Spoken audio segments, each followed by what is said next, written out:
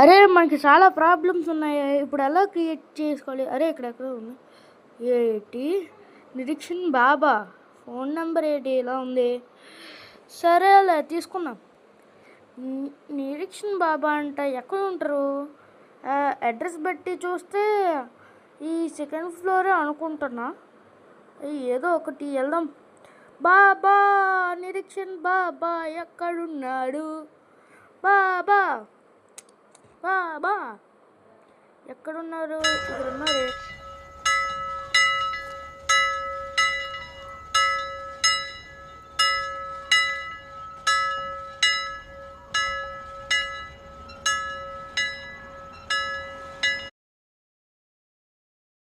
బాబా ఏంటి బాబా? ఎంతకీ కోడి నుంచి గుడ్డలా వస్తుంది, గుడ్డు నుంచి కోడలా వస్తుంది? అందుకోరా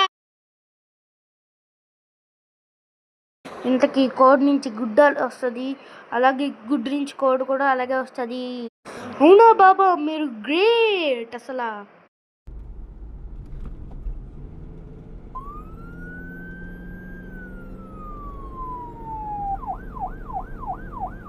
బాబా నువ్వు నా 1,00,000 రూపాయలు ఎప్పుడు ఇస్తావు? నా 1,00,000 రూపాయల తర్వాత ఇస్తా. ఎందుకీ నువ్వు? నేను నిరీక్షణ్ బాబా భక్తుడిని. ఈడొక దొంగ బాబాయ్, ఈడొక దొంగ భక్తుడు.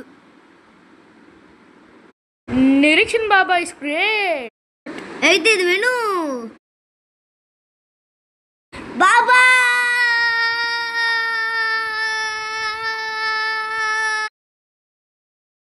బాబా ఎందుకు పిలిచాడు? నాకు డబ్బులు కావాలి. బాబా ఇదిగో 1,00,000 రూపాయలు. సరే ఇంకో 2 రోజుల్లో ఇచ్చేస్తా. సరే బాబా. అరే మన దగ్గర అసలు భక్తులే రావట్లేదే.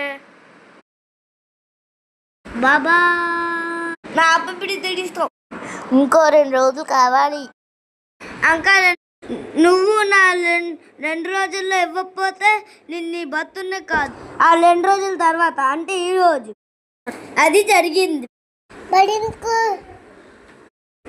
ఏటాడు అలా పాడిపోయాడు.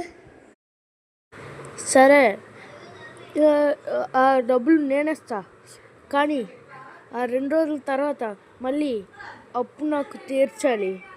ఇదే